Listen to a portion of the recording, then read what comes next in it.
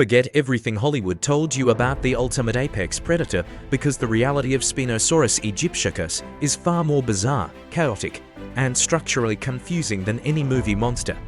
For decades, pop culture portrayed this animal as a land-dwelling gladiator capable of snapping the necks of giant theropods, but modern paleontology has officially deleted that version from the software. The real Spinosaurus was not a terrestrial king. It was a 7-ton river stalker, a biological chimera that looked like someone tried to build a crocodile using leftover duck and sailfish blueprints. This was nature's most extreme experiment in the semi-aquatic DLC of the late Cretaceous, an animal that spent its life patrolling the deadly mangrove systems of North Africa, operating not as a noble hunter, but as a specialized, long-snouted terror of the ancient riverbeds. To understand Spinosaurus is to realize that biology does not care about your cinematic expectations. It cares about efficiency, and in the choked, predator-dense waters of the chem beds, efficiency meant becoming a giant, swimming anomaly. We begin with the most controversial piece of engineering, the locomotion. For a century, we assumed Spinosaurus walked like a standard theropod, but recent bone density analysis and pelvic reconstructions have revealed a hilarious structural reality. Its hind limbs were disproportionately short, stubby, and dense, perfect for acting as internal ballast while swimming, but utterly useless for sustained high-speed pursuit on land. On the riverbanks, Spinosaurus was likely an awkward, waddling colossus, a creature that traded its terrestrial dignity for total dominance in the water column. It didn't chase down prey on the plains. It waited in the murky depths, its dense bones allowing it to sink naturally like a modern hippopotamus, turning its massive body into a silent, submerged ambush platform. If you are enjoying this unfiltered, deeply accurate, and slightly unhinged deconstruction of prehistoric reality, make sure you are subscribed to the channel and have liked this video. Your support is the only fuel keeping this scientific circus running. The business end of the Spinosaurus was its skull, an intermediate evolutionary weapon that completely abandoned the bone-crushing philosophy of the Tyrannosaurs. The jaws were elongated, narrow, and armed with interlocking, conical teeth that were perfectly adapted for one specific task: gripping slippery, armored fish. This was a giant forceps system, operating with a high-speed snap mechanism rather than a heavy, crushing bite force. The snout was peppered with a complex network of neurovascular foramina, small sensory pits that could detect the subtle pressure waves generated by swimming prey in zero-visibility water. Even in the muddiest, ash-choked rivers, Spinosaurus could see through its face, tracking the movement of giant coelacanths and sawfish with the precision of a modern alligator. And then, there is the sail, a massive, 2-meter wall of bone and skin anchored to the neural spines of its vertebrae. The function of this structure remains one of the greatest arguments in paleontology. It wasn't an aerodynamic wing, and it certainly wasn't armor. Modern consensus leans toward a combination of thermoregulation acting as a massive solar panel to warm up its blood after long dives and high-visibility display. Spinosaurus was the ultimate attention seeker of the Cretaceous. Its sail cut through the water surface like a terrifying, prehistoric billboard, signaling its territory to rivals and warning smaller predators that the river was officially closed. The arms of this creature were another major departure from the theropod norm. While the T-Rex famously struggled with manual labor, Spinosaurus possessed robust, muscular forelimbs equipped with massive, curved claws. These were not for show, they were heavy-duty fishing gaffs and defensive weapons. If a large fish or a rival predator got too close, Spinosaurus could anchor its stubby hind legs and deliver a slashing blow that could tear through flesh and bone with the force of an industrial excavator.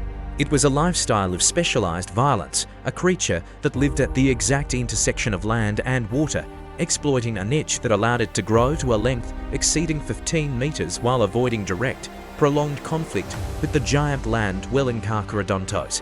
The Spinosaurus was a living testament to the fact that evolution does not follow a straight line toward the perfect bipedal killer. Sometimes, it takes a massive detour through the swamp, gives you duck feet, a sailfish back, and turns you into the most successful, highly specialized river stalker the world has ever seen.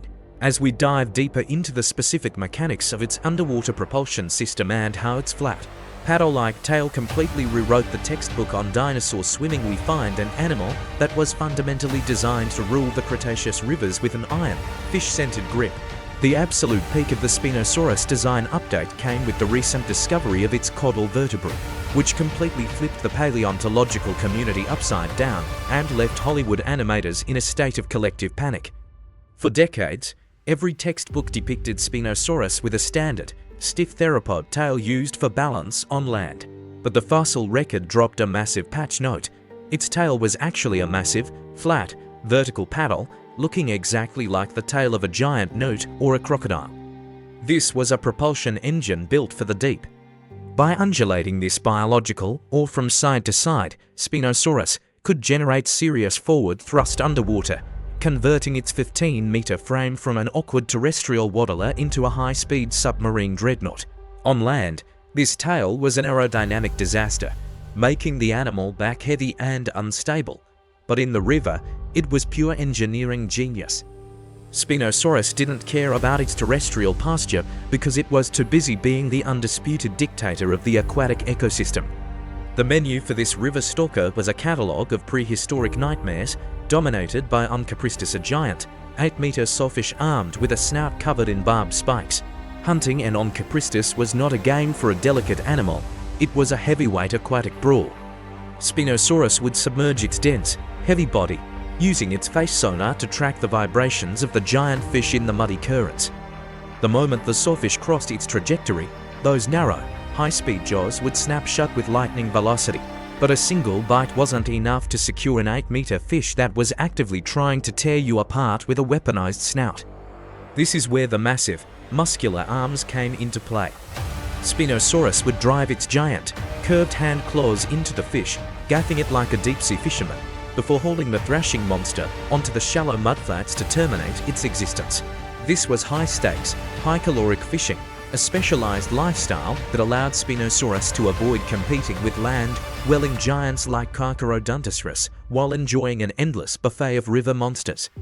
If this unfiltered look into the chaotic, fish-centered reality of the Cretaceous rivers is keeping you entertained, make sure you are subscribed to the channel and have liked this video.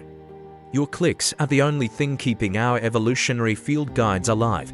The social life of these sailing monsters was likely a combination of heavy territorial pasturing and low-stakes intimidation. When two Spinosaurus crossed paths in the same river delta, they didn't engage in the bloody, neck-snapping gladiator battles seen in the cinema. Their bodies were too fragile and specialized for that kind of terrestrial trauma. Instead, they used their massive sails as visual billboards. The giant sail, skin flushing with blood to amplify its color, was an immediate declaration of size and health. They would raise their sails, thrash their paddle tails against the water surface, and emit low-frequency, bass-heavy rumbles that could be felt through the riverbed for miles. It was a game of who has the biggest sail, and in 90% of cases, the smaller individual would simply swim away to find another channel. It was professional, resource-saving posturing, the exact opposite of a Hollywood action sequence. This is the beauty of the semi-aquatic reality. Spinosaurus didn't need to be a land king because the water column offered zero competition and infinite food. It traded the crown of the plains for total, unchallenged ownership of the Cretaceous Delta, proving that sometimes the most successful way to survive a world of monsters is to grow a sail, jump into the swamp, and become the ultimate river stalker. The final chapter of the Spinosaurus saga is a masterclass in why extreme specialization is a dangerous evolutionary gamble. For millions of years, this animal operated as the undisputed corporate boss of the North African river systems, having successfully traded its terrestrial dignity for an all-you-can-eat seafood buffet. It was a biological submarine that didn't have to worry about land wars, but when the mid-Cretaceous climate change began to redraw the map of the planet, the software of the Spinosaurus encountered a fatal error. The vast, interconnected river deltas and mangrove swamps of the chem beds began to dry up, replaced by expanding arid plains. For a 7-ton predator with short, stubby legs, a fragile long snout, and a massive, 2-meter sail that acted like a giant heat trap, this environmental update was terminal. Spinosaurus couldn't just pack its bags and go hunt Triceratops on the land. Its body was locked into the aquatic DLC as the giant sawfish and coelacanths went extinct due to collapsing water levels. The river stalker found itself stranded on a dry, baking shoreline, an awkward colossus completely out of its element. It was a dramatic and humiliating exit for the largest theropod to ever walk, or rather, waddle Earth. It didn't go down in a blaze of gladiator glory. It simply faded away as the rivers turned to dust, proving that the environment always wins, no matter how big your sail is.